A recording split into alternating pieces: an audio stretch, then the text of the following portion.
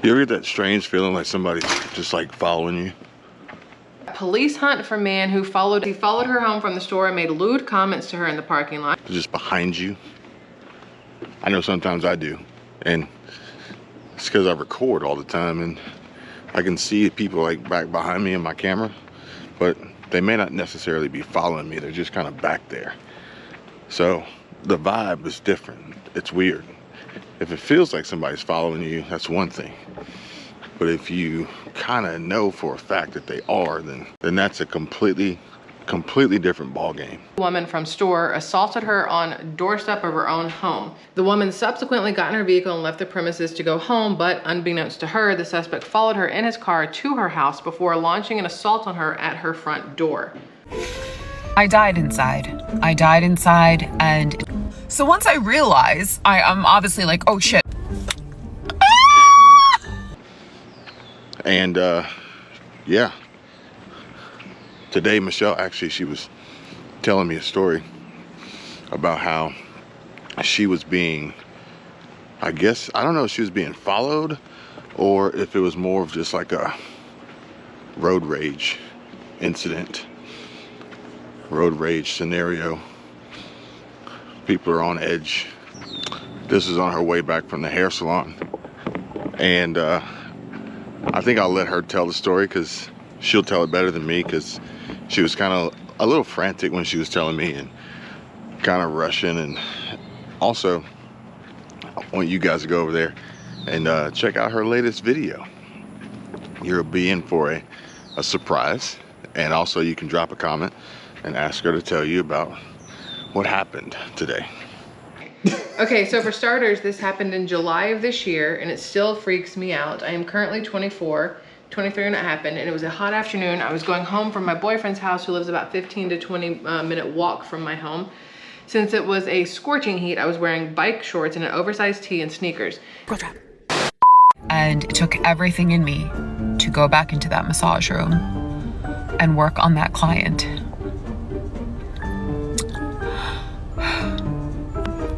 If you are a massage therapist or work on clients where you will still have the right to stop questioning at any time until you talk to a lawyer. Do you understand the rights that is, Reggie?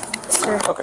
I'm a licensed massage therapist, and I'm about to tell you about the most embarrassing day of my fucking life. Stop doing shit like this to lose your love handles, because we know it's a fucking lie. Range of motion, full mobility, hold that for 2. Yeah, you gotta be kidding me.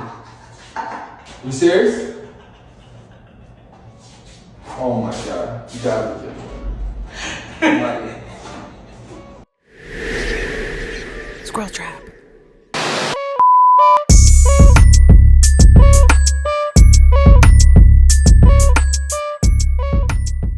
Hey everyone, it's Kevin, and thanks for watching. Check out the links down below in the description and get even more on Patreon with Kevin and Michelle.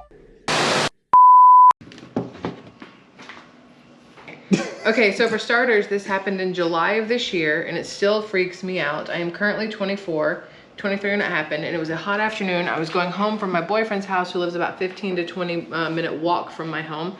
Since it was a scorching heat, I was wearing bike shorts and an oversized tee and sneakers. As I was getting about 10 minutes away from my home, I put my headphones on and decided to not rush, as I didn't want to get there just yet because I was enjoying the fresh air. As I'm going across the street, a man in a truck, who was also across the street, began catcalling me. I ignored him and waited for the light to change. As I waited, he began getting increasingly more aggressive and overall just wouldn't shut up. The light changes and I make my way across. He then proceeds to honk his horn as I'm walking by and says, "Hey, I'm talking to you. Why don't you come with me for the night and I'll treat you real good?" You are straight. If you have a husband that's moody and a bit ratty and all of these things, and you've tried everything, you tried like being nice to him and it's not working, have a look at Turn around. Don't touch me. Turn around. It's where I live. I said turn around. No, it's where I live, bro. I said turn around. It's where I live. Turn around. It's where I live. Okay, you're gonna go down on the ground. No, I'm not. Ready? You're gonna shoot me. You're gonna... Oh. Okay. Oh, okay. Get down. Shoot me. Shoot me, quick. Get down. Hurry up, shoot me. Well, yeah, like I said, people are on edge, and I can't necessarily say that I blame them. Life's not easy, especially not right now, not for everybody. And between the stress of life and quite possibly the legal system, and add on top of that money, finances, and the economy and inflation and jobs. Yeah, I mean, it is a basically recap of a story, and I read it on Reddit. I read it on Reddit about a woman who was followed by a guy who couldn't take no for an answer and then blamed her when he didn't get his way.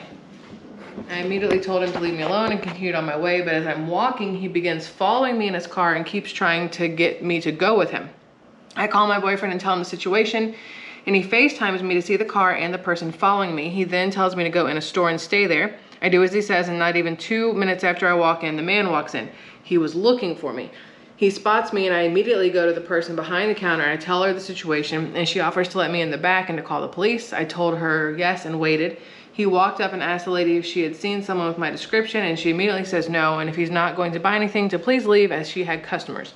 He begins huffing and puffing that he knows that she saw me, and once again, she says to leave, and that if he doesn't, she will call the police. That got him, and he left. About 5 minutes later, my boyfriend arrives and tells me he's going to take me back to his, as he feels it's safer. I don't argue when we leave the store. As we walk out, the man is there, and he looks at us and said, "Oh, so you're just a tease with a boyfriend, typical." My boyfriend immediately goes into protective mode and gets in his face and tells him, "If I ever see you again, if you ever breathe in her direction again, you will regret it." He then proceeds to punch the man in the groin and walks me back to his house. Sometimes I really hate being a woman. so my question for you is, what do you think is worse? Desperation or aggression? Because I think both emotions can make people do some strange and odd and very unique and irrational things. Have you ever acted in desperation or in aggression, and afterwards you look back on it or realize, say to yourself, man, I really probably shouldn't have done that? I think there was something going around social media of asking women, would you rather be alone in the forest with a bear or with a man? Now, I don't want to, kick us dudes in the nuts on this one, but theoretically, like typically the male will be the aggressor in a situation, but there's some women out there too that can throw down too. So be that as it may, male or female, what do you think's worse, aggression or desperation? Let me know in the comments. Don't worry about my empty apartment where my ex-wife took everything while I wasn't home. That's not what I'm here to show you. Check this thing out. Can I help you? Yes, ma'am, you can. 1 second. No, 1 second. What are you doing on my property? How you doing? My name's Patrick. Yeah, Patrick, what are you doing on my property? Okay, I'm with bail bonds. Okay. You signed a bond application. What's your name? My name is D. D? Yeah, you signed a bond application for a friend of yours to get out of jail, and you listed your Tahoe as collateral. Okay. Your friend. Whoa. This can't happen. Okay, relax. Let me explain to you what's going on. What's your name? My name's Todd. Doesn't matter. You should already know it. Okay. Here's what's going on. Whoa. Relax. Let him do it. Let him do his job. No. Here's what's going on. Right now. Your friend didn't show up to court. Okay, it's almost. That's not my problem. It's going to go past summary judgment. Not my It is your problem because you listed your Not my Tahoe problem. Not as my collateral for the bond. Not my so problem. unfortunately, the bail bonds hasn't received any payments, nor can we find your friend. So we're taking your Tahoe today. I guess the good thing is that there's still people out there that you can call on and count on to put their neck out on the line to post bail and provide collateral for you to be released from jail, and hoping that you'll do the right thing and show up to court and pay your debts to society. But yeah, not everybody's going to be as responsible and trustworthy as you would hope, as you would like. Don't worry. Hello. Hey, how you doing? Good, how are you? Castleberry Police Department. Yeah. The reason why I'm here today is because we got a call in reference to something. I was wondering if we could talk to you for a second, okay? Yeah, of course. Is there somewhere we can talk to her? If you want to privately, you can just go in the back. Yeah, you can go ahead and show us. Just like at the very back. Yep. Sorry. Mesh back there. Alright. So first question is, can you guess why we're here? I was accused of stealing money at a party. That was it. Okay, well, got your car. Yeah, I do. Alright, I'm just going to read this out to you, alright? You have the right to remain silent. Anything you say can will be used against you in court.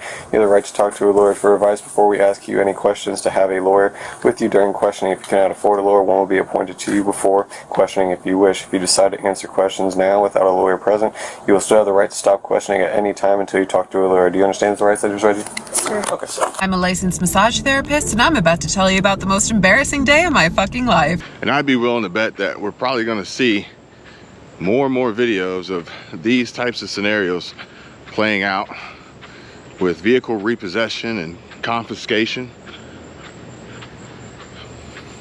Unfortunately, we've set ourselves up for this one.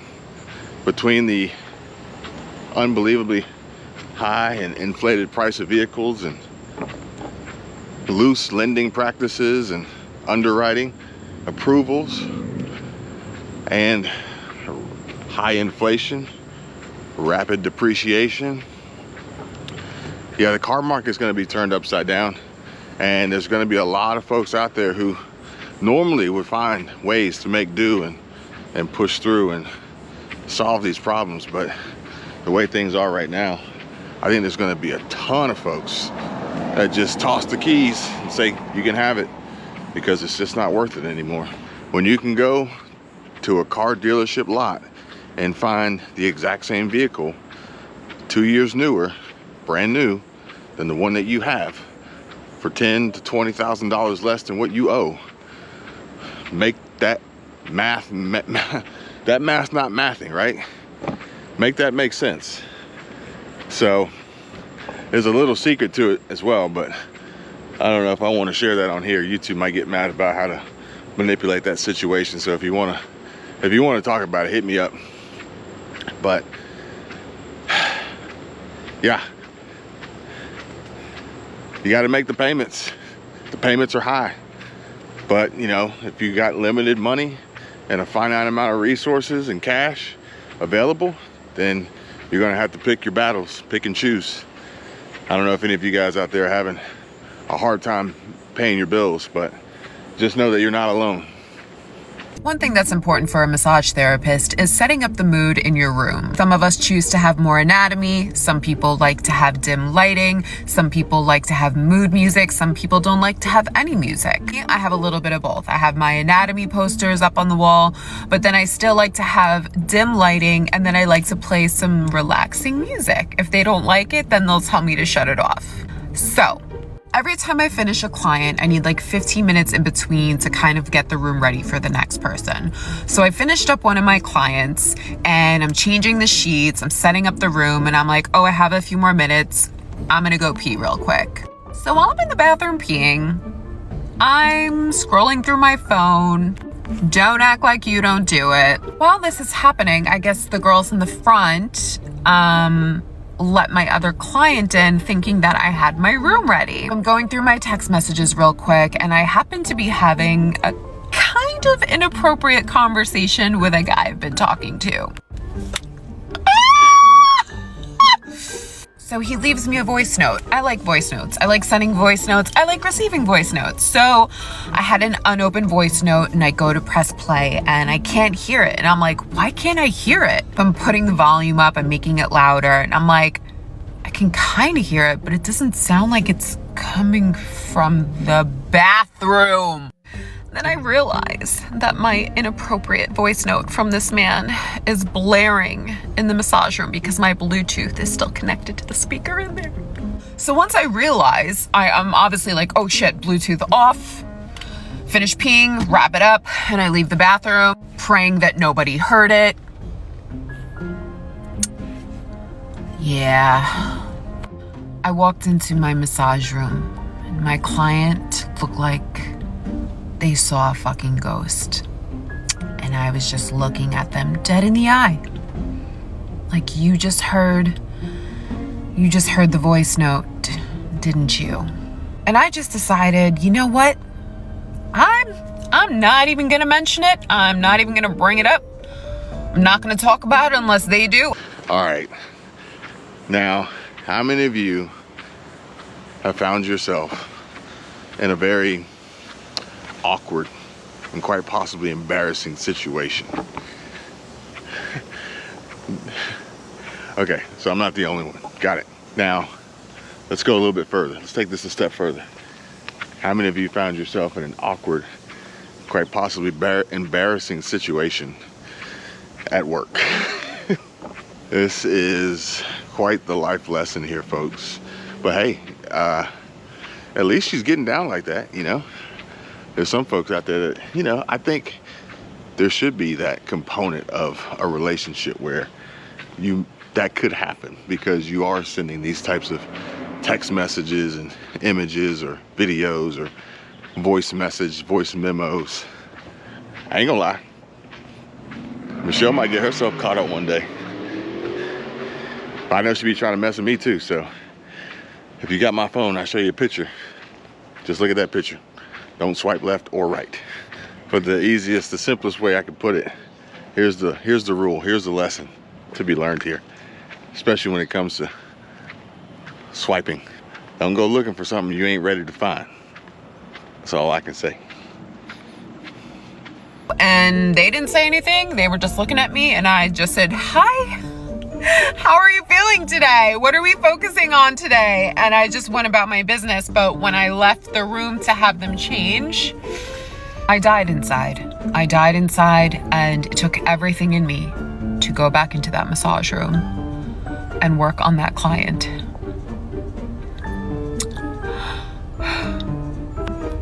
If you are a massage therapist. But I think that maybe in this situation, it makes it even more awkward, because you're in a massage setting and the mood and the tone and the vibe has been immediately and explicitly shifted to a sexual nature. But maybe she handled herself well. What would you do in that situation? Or work on clients where you play music that is attached to your phone with your Bluetooth. Just be very, very careful about disconnecting it when you want to listen to sexy voice notes from the people that you're dating. So here from ABC News, we've got police hunt for man who followed elderly woman from store, assaulted her on doorstep of her own home. It says he followed her home from the store and made lewd comments to her in the parking lot. Police are hunting for a man who they say followed an elderly woman home from a shopping trip and assaulted her on the doorstep of her own home. The incident began at a store in Virginia Beach, Virginia on Monday in the 400 block of Putnam Road when, according to the Virginia Police Department, a man began following an elderly woman around inside the establishment for reasons currently unknown. The man followed the woman throughout the store she was shopping in, according to the Virginia Beach Police Department in a statement. He then followed her out of the store, making lewd comments to her in the parking lot. The woman subsequently got in her vehicle and left the premises to go home, but unbeknownst to her, the suspect followed her in his car to her house before launching an assault on her at her front door. The motive for the attack is currently unknown, and police are searching for a suspect they are describing as a black male wearing glasses, a black hair covering, a red long sleeve shirt, jeans, and boots. This is according to the Virginia Beach Police Department. The suspect was driving a white four-door Buick sedan with a spare tire on the rear driver's side. The vehicle has a sunroof, tinted windows, and Virginia tags attached to the vehicle, with the last four possibly being 7663. There is no front tag on the vehicle. Police are now asking anyone with knowledge of this incident or who may be able to identify this individual to please call the VBPD Detective Bureau. You want the phone number? What would you do in any of these situations? I hope that nobody out there has any issues with anybody following them home or anything like that. But hey, stay safe out there. Keep your head on the swivel. Watch your six. Stay frosty, friends. It'd be nice if we lived in a perfect world, but let's not be naive. Let's not be careless. And let's not be selfish either. Especially in a situation where you see someone else out there who may possibly need your help in a situation. Do all you can. Thanks for watching. See you guys on the next one.